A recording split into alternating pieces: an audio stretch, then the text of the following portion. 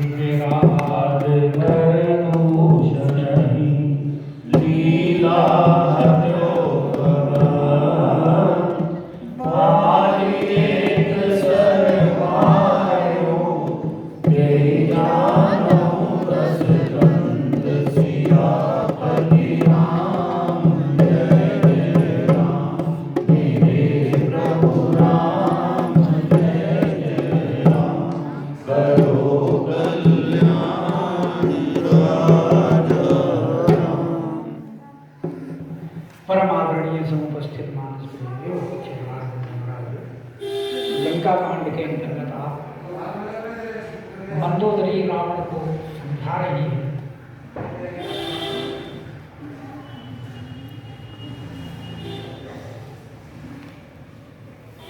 और पूरा प्रयास कर रही है समझाने, भगवान की महिमा बता रही है, भगवान के भक्तों का बल दिखा रही है और भगवान के बाण का प्रताप बता रही है।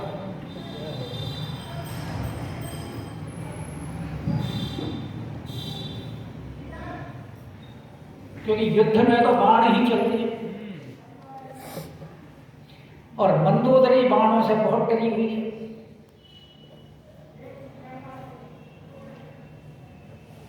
क्योंकि रावण जब बैठा था वहां सभा में तो बाण आया और उसके कुंडल वगैरह काट करके और छत्र मुकुट काट के चला गया, पता भी नहीं लगा।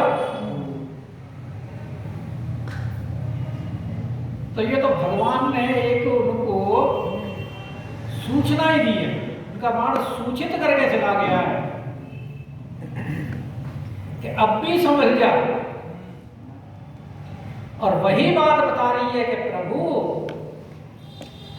उनके बाण के प्रताप के बारे में आपको मारीच ने भी बताया था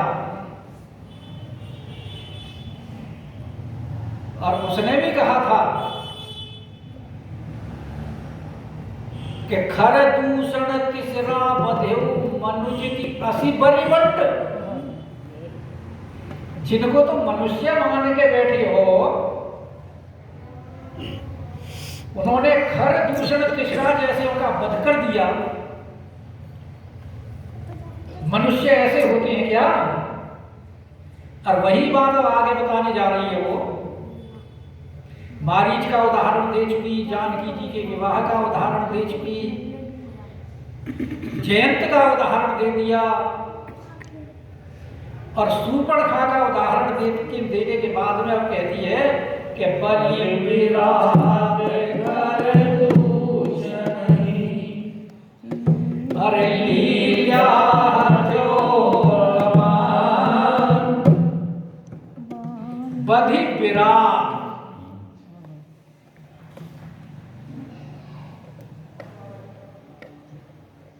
रास्ते में जब अरण्य कांड में प्रसंग आता है तो इन्हें विराध राक्षस मिलता है।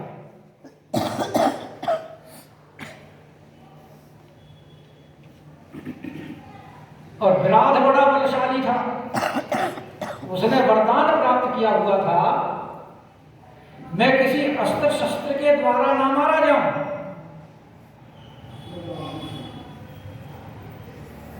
क्योंकि ये जितने भी थे बड़े बड़े बलशाली थे, राक्षस जितने तप करते थे, लेकिन तप से जो वरदान मांगते थे उन वरदानों का वो दुरुपयोग करते थे, दूसरे को सताने।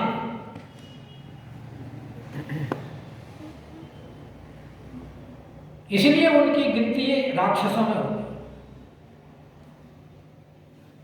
तो उसने भी वरदान प्राप्त किया था। और वाल्मीकि रामायण में आता है कि उसने जानकी जी को पकड़ लिया। तब राम और लक्ष्मण ने उसका मिलकर वध किया।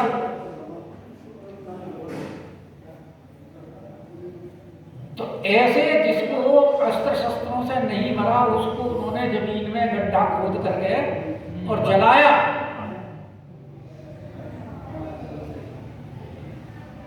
तो ऐसे बलशाली के बधि विराध और खरदूषण, जिनके बारे में तुम स्वयं कहते हो खर दूषण वो सम बलवंता, इन्हीं को मारे बिनु भगवंता। क्योंकि खरदूषण तीसरा को भी वरदान था।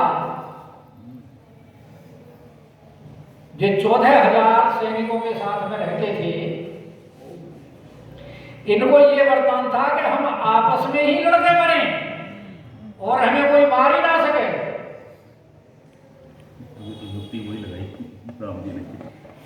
इसीलिए जब भगवान देख रहे हैं कि इनको मारते हैं, ये फिर उठते हैं और फिर लड़ने लगते हैं और तरह तरह की माया कर रहे हैं,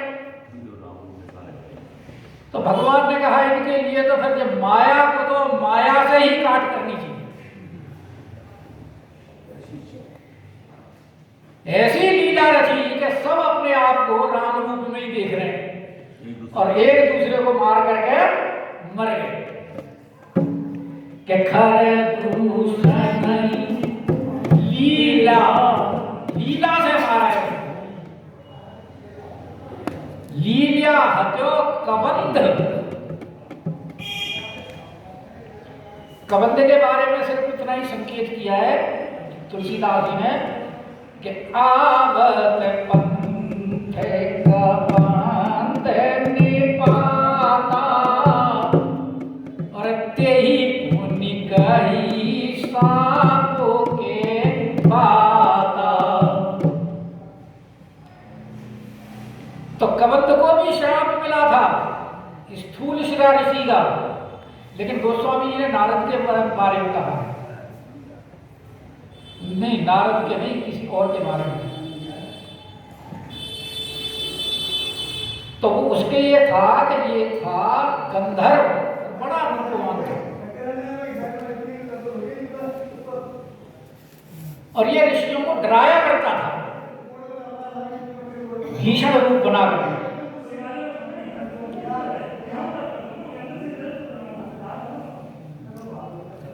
और स्थूल शिरा ऋषि जो थे वो पुष्प चयन कर रहे थे, उनको भी उसने भयंकर रूप बना करके डराया। तो उन्होंने इसको श्राप दे दिया।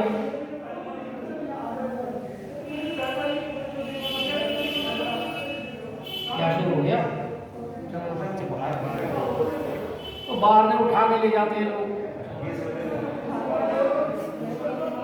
पंडित जी आप बड़े वाले पंडित जी कुत्ते ले जाते हैं, जो है उसको बाहर। सही बात है। चलो तो उसने फिर तपस्या की और तपस्या करके उसने बलि होने का वरदान प्राप्त किया और इंद्र के ऊपर चढ़ाई कर दी कि अब तो मुझे वरदान मिल गया, तो अब इंद्र से क्या डरना। लेकिन इंद्र ने जब वज्र का प्रहार किया तो उसकी गर्दन और सिर अंदर घुस गए, जान घुस गई अंदर।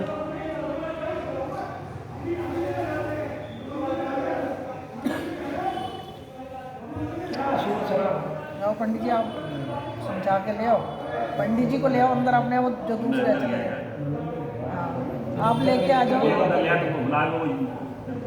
हाँ नहीं आप उनको लेते हो, हाँ उनको अंदर बुलाते हो, अपने उन्हें बोल के चला जाएगा। ये बाद में कर लेंगे, ये बात है ना, बाद में कर लेना, कथा के टाइम पे मत करो, बाद में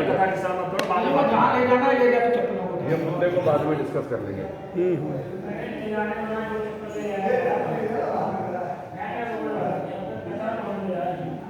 आज आ जाओ।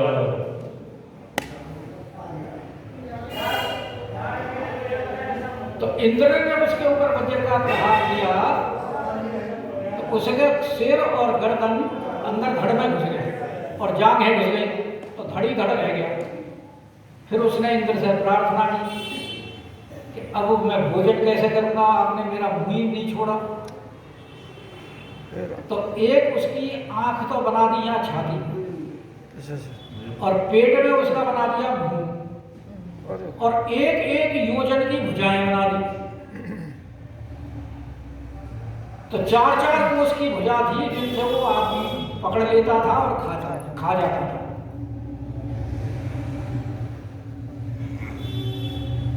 तो वहां भगवान ने जब उसको फिर यही कहा कि जब भगवान आएंगे मारेंगे, उनके हाथों से तेरी मृत्यु होगी।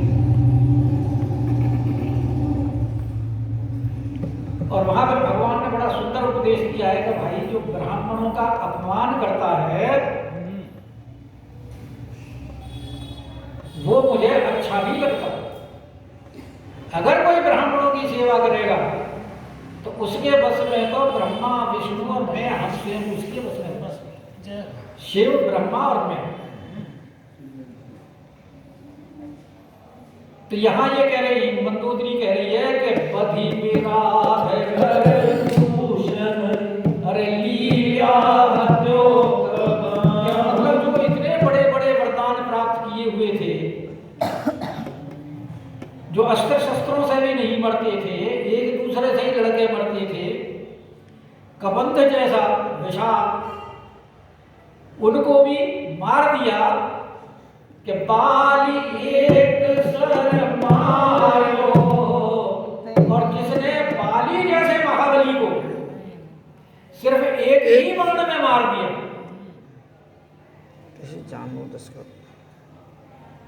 तो बाली ने तो तुमको भी जीत रखा था। इसलिए हे दशकंद ते ही जानो, तुम उनको जानो, मनुष्य मत मानो, उनके महत्व को समझिए कि वो अगजगनाथ हैं, मनुष्य नहीं है। मनुष्य ऐसे कार्य नहीं कर सकता कि जे ही जलनाथ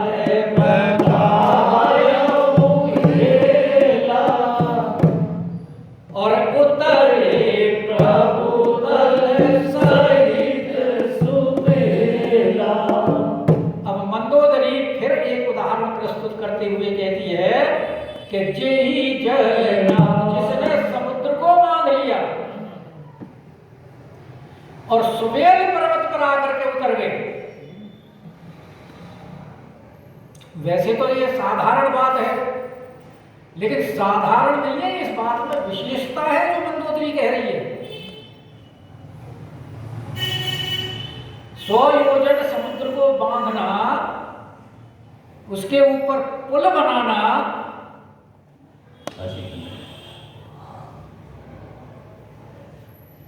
सबके बस की बात नहीं है।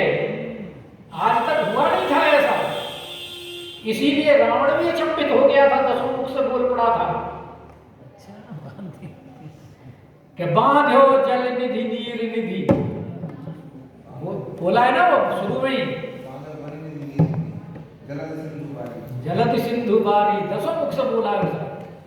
तो यही बात करिए कि जय ही जलनाथ बंधायो और उतरे प्रभु दल सहित सुबेला। पहले तो समुद्र में पुल बांधना ही बहुत दुष्कर कार्य है, और उसके बाद समुद्र पार करके सुबेल पर्वत के ऊपर डेरा डाल दिया। तो सुबेल पर्वत में डेरा डालने का भी एक महत्व है, क्योंकि जो जिस पर्वत के ऊपर, सुंदर पर्वत के ऊपर लंका नगरी थी और इधर जो सुबेल पर्वत था, इन दोनों की समान ऊंचाई थी। वहां से उधर का सारा दृश्य दिखाई देता था और वहां से इधर का, क्योंकि रावण ने अपने मंत्रियों से पूछा है कि ये रामादल में कौन कौन सा वीर है। तो मंत्री ने वहां उनके लंका शिखर के ऊपर से बताया है सबको, एक एक का परिचय दिया है वाल्मीकि रामायण में विस्तार से। और इधर राम जी सुबेल पर्वत से ही तीर मार करके वो कुंडल वगैरह गिरा दिया, छतरी इत्यादि। और सबसे बड़ी बात यह है कि सुबेल पर्वत के ऊपर काल का पहरा था, क्योंकि जब रावण ने काल को पकड़ा था तो काल ने कहा था कि मैं आपकी सेवा करना चाहता हूं, क्या सेवा करूं? तो रावण ने काल को सुबेल पर्वत पर छोड़ दिया था कि अगर कोई इधर से लंका की तरफ आए तो तुम उसे खा जाना। तो काल वहां सुबेल पर्वत पर रहता था। इसीलिए जब हनुमान जी समुद्र पार करके गए हैं तो गोस्वामी जी ने लिखा है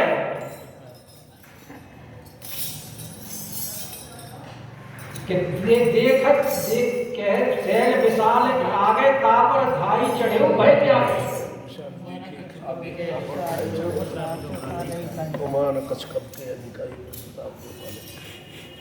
तो उन्होंने देखा कि वो बिना भय के वहां चढ़े, क्योंकि वहां काल का पहरा था, तो हनुमान जी क्यों नहीं डरे उससे।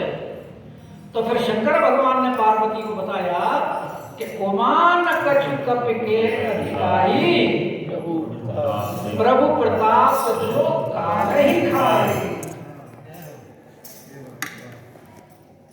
शैल विशाल देखिए आगे तापर धाई चढ़े जाए, ओमान कछु कप के अधिकारी प्रभु प्रताप जो काल ही खाए। क्योंकि भगवान तो कालहू के काल हैं।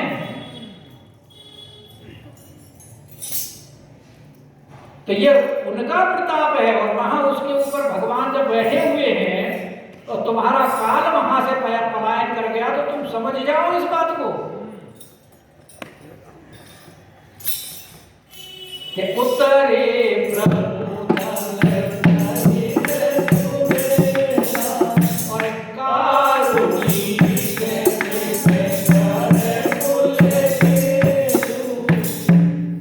और भगवान इतने बलशाली होते हुए भी बड़े करुणा वरुणालय कारुणिक, और कैसे कारुणिक हैं? दिनकर कुल केतु, दिनकर कुल यानी सूर्यवंश के, इसी में ही तो हुआ है अवतार भगवान का, सूर्यवंश में, सूर्य कुल में, और उसके केतु है पताका, इसीलिए करुणा में भी सर्वोपरि है। जैसा सूर्य है किसी में भेदभाव नहीं रखता और सबके ऊपर बराबर प्रकाश इत्यादि देता है, ऐसे ये भी भेदभाव नहीं रखते। तू जो अंदर को ये कह रहा था कि अगर वो इतना बलशाली है तो बार बार दूध क्यों भेजता है यहां, शत्रु से क्यों संधि करना चाहता है, युद्ध क्यों नहीं करता? तो मंदोदरी कह रही है क्योंकि वो करुणा वरुणालय हैं, इसीलिए वो तुम्हारा हित करना चाहते हैं कि दूत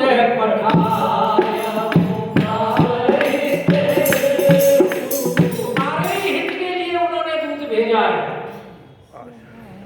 और यही बात अंगद जी ने भी कही थी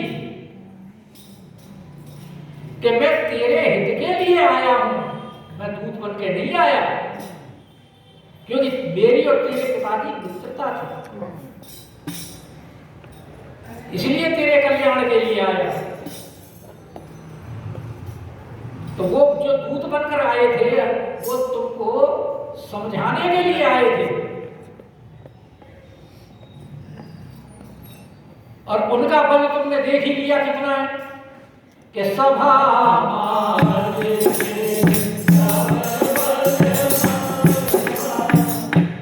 सभा के मध्य में तेरे बल को उसने चकनाचूर कर दिया।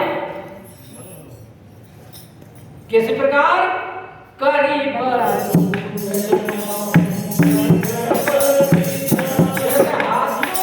के बीच में और कोई शेर चला जाए तो उस झुंड को विदीर्ण कर देता है, इसी प्रकार तेरे सभा के बीच में आकर के उसने तेरे बल को, घमंड को, सबको चकनाचूर कर दिया।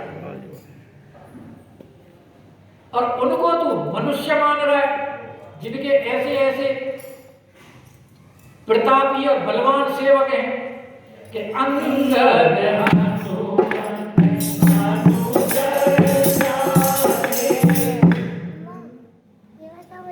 जी, हनुमान जी जिनके सेवक हैं, अंगद का प्रताप तो उसने देख ही लिया कि हनुमान जी ने तो फिर भी तेरी सभा में आकर के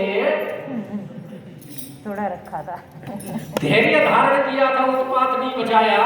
उसने तो बाहर ही बाहर किया था जो कुछ किया था। अंगद तो तेरी सभा के बीच में आकर के कर गया। और नाम अंगद का इसलिए पहले लिया कि वर्तमान की घटना है और फिर युवराज भी है।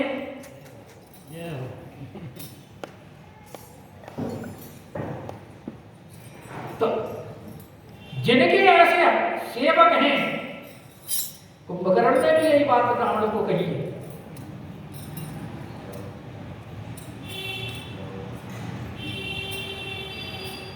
कि रावण हनुमान से जिनके पायक हैं वो कोई मनुष्य थोड़ी है कि जगदम्बा हरियाणी षट अवचाहत कल्याण। तूने बहुत बड़ी भूल की है।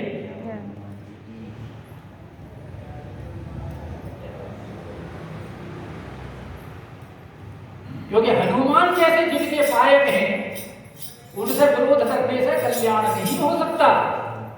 कि अंगद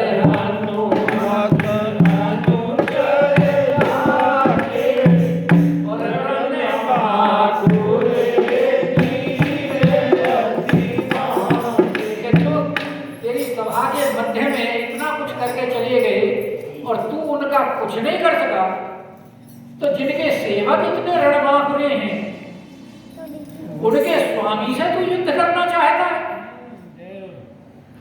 सेवक तो तेरे से निपटे नहीं गए, उनका तो तू कुछ बिगाड़ नहीं पाया। और बैर किससे बांधा है? स्वामी से। कहते ही के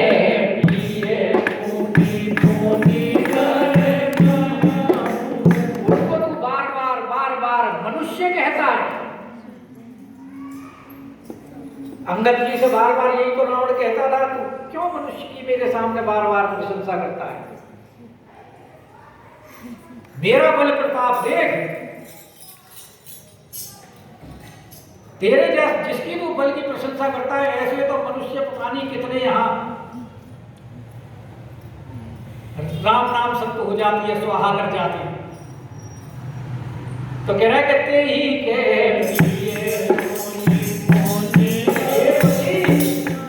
उनको बार बार मनुष्य कह रहे हो, क्योंकि ये तो झूठा जो तुम्हारा घमंड है,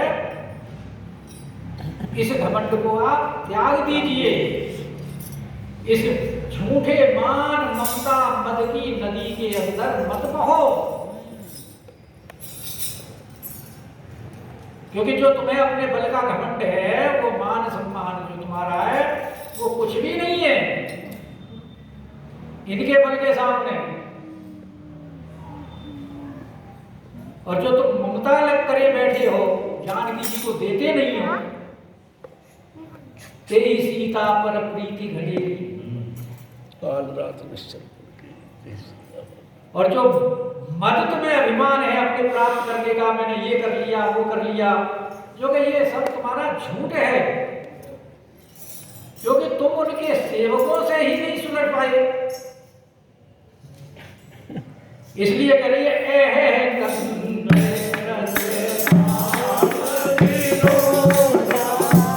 तुमने तो श्री राम जी से विरोध कर लिया है।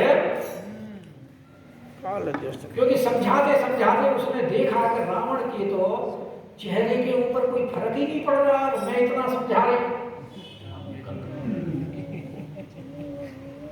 तब उसे विश्वास हो गया कि अब ये काल के वशीभूत हो गए। क्योंकि मेरे इतने समझाने में भी नहीं समझ, उसे अपना भविष्य दिखाई दे गया कि अब तेरा वैधव्य निश्चित है, तेरे कुल का नाश निश्चित है। इसलिए अब बिलखती हुई समझाती हुई कह रही है कि है प्रियतम कृतनाम विरोध, सरकार से विरोध कर लिया है। जान पड़ता है कि काल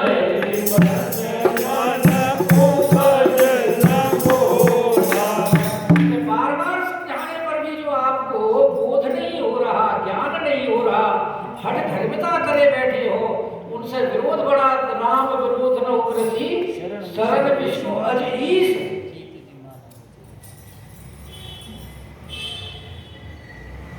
तो इसलिए लगता है कि काल विवश मन उपजन, क्योंकि जो मरणासन्न रोगी होता है उसको कोई दवा असर नहीं करती। विनाश काले विपरीत बुद्धि। तो रावण बोला मैं काल के विवश कैसे हूं, तेने कैसे जान लिया? अब मंदोदरी यूं तो कह नहीं सकती, तो इसलिए कह रही है कि काल दंडे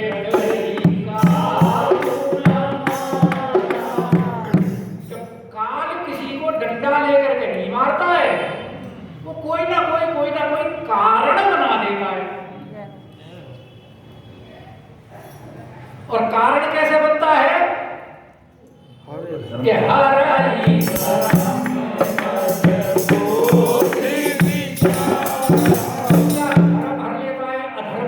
चलने लगता है। यानी वो ये बताना चाह रही है कि तुम जो जानकी जी का हरण करके लाए हो वो धर्म विरुद्ध था। दूसरे की स्त्री का हरण करना कोई धार्मिक कार्य नहीं है।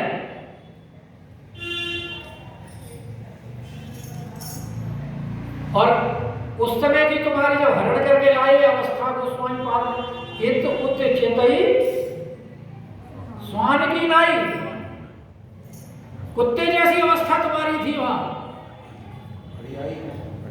घड़ियाई। पंडित जी एक बार तो रावण ने चुराने से पहले प्रणाम किया था सत्यभामा, उसने लिखा वो बाद में किया जब उसने वो धमकाया है ना रावण को, तब क्या इसके साहस को देख करके प्रणाम किया जगदम्बा। वो इस अवस्था में प्रणाम नहीं किया कि मैं पूजा करता हूं तेरी। नहीं लिखा है, हाँ दिखा है, लेकिन उसका तो इसीलिए उनके साहस को देख करके इतना साहस अभी मन ही मन प्रणाम किया। एनालाइज कर दिया। जानकी जी ने उनको बड़े कठोर शब्द कहे हैं। वो प्रसंग को उठा करके देखोगे तो उसमें बड़े कठोर जानकी जी ने शब्द कहे हैं, तब उसको प्रणाम किया है। तो यहां भी ये कह रहे हैं कि काल दंडे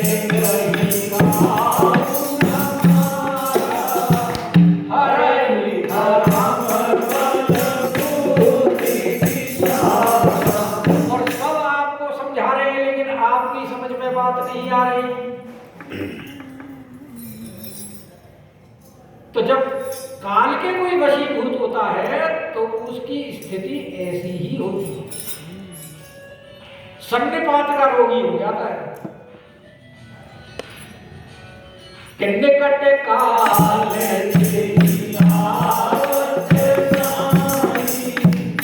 स्वामी, जो मृत्यु के वश में हो जाता है, जिसके काल निकट आ जाता है, तो उसके बुद्धि में भ्रम ऐसे ही हो जाता है जैसे आपकी है, ते ही भ्रम हुई तुम्हारे ही नहीं। वो कह रहे वात पित्त कफ तीनों जिसके बिगड़ जाए तो वो सन्निपात का रोगी हो जाता है। और सन्निपात के रोगी को ये पता नहीं होता कि मैं क्या बड़बड़ा रहा हूं, जो उसके मुंह में आता है कोई बड़बड़ाता है। और तुम्हारा काल तो चल करके यहाँ आ चुका है सुबेर पर्वत पर नजदीक, क्योंकि राम जी है कौन? भुवनेश्वर काला। वो तो काल के भी महाकाल हैं। तो अब वो निकट काल चाहिए आवत साई, जिसके पास में काल आ जाता है तो उसकी बुद्धि ऐसी ही हो जाती है जैसी तुम्हारे ही भ्रम होई तुम्हारी नाई। और कह रही है अभी भी कुछ नहीं बिगड़ा कि दुई सुत मरे तये और अजहु नूर पिए देव कृपा सिंधु रघुनाथ भई नाथ विमल जस देव दिया